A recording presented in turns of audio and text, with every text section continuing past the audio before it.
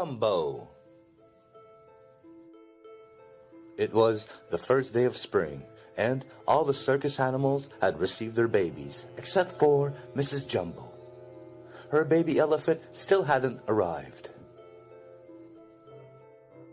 Later that evening, Mr. Stork landed in the circus train with a very precious bundle. "It's Jumbo Jr.!" the other elephants cried. When the baby spread out his ears, the elephants could not believe their eyes. They were the biggest ears the elephants had ever seen. Because of his enormous ears, the other elephants renamed him Dumbo. Mrs. Jumbo ignored the taunts of the other elephants. She wrapped her trunk protectively around Dumbo and rocked him to sleep. Dumbo joined the circus, but he wasn't very well treated. Sadly, children teased him and grown-ups laughed at him. One day, some naughty children decided to pull on Dumbo's ears. Mrs. Jumbo defended her son by standing on her hind legs and scaring the mean children away. When the circus owners saw this, they feared that Mrs. Jumbo might be too dangerous and locked her up in a cage. Dumbo was all alone. The other elephants told him that his big ears were an embarrassment to their species. But Timothy the Mouse was convinced that one day Dumbo would be a star. All Dumbo needed was a good circus act, so Timothy concocted a plan.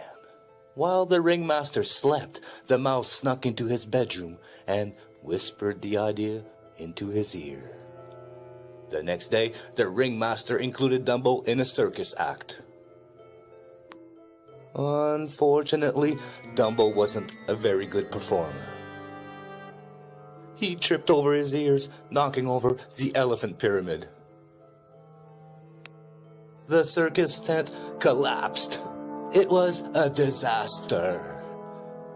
Dumbo was no longer allowed to perform with the elephants, and he was forced to join the clown troupe instead.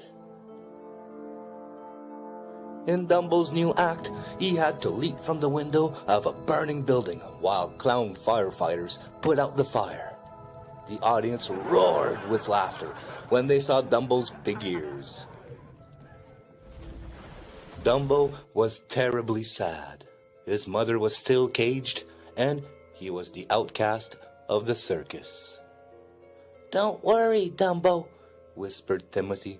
"One day, you'll soar above everyone."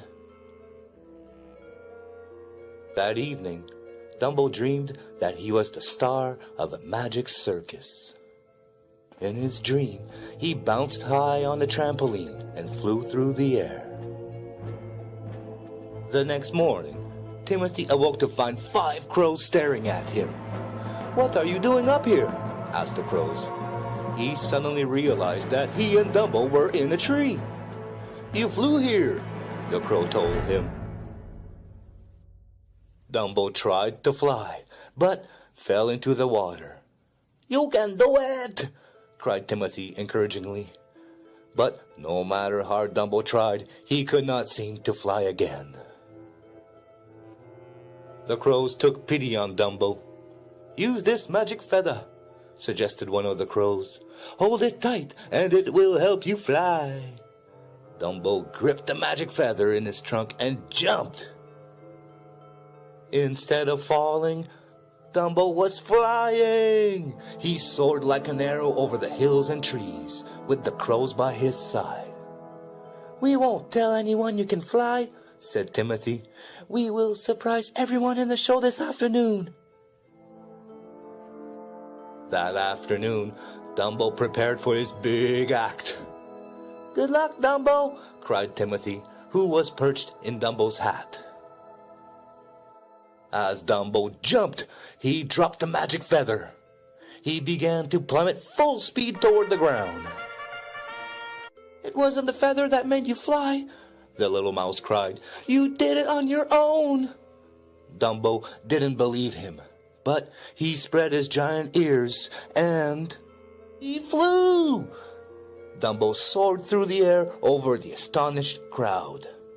The audience gave Dumbo a standing ovation. It was an incredible sight to see. The circus became very popular, all because of Dumbo. From that day on, Dumbo, his mother, and Timothy traveled all over the country as the stars of Dumbo's Flying Circus. Hi, my name is Mimi.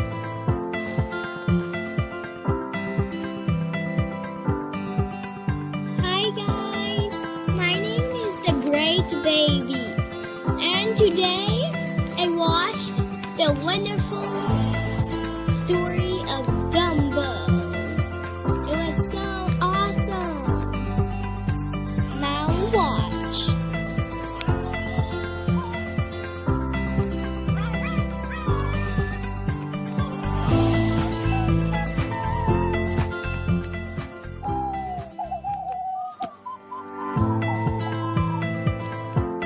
Tutaku!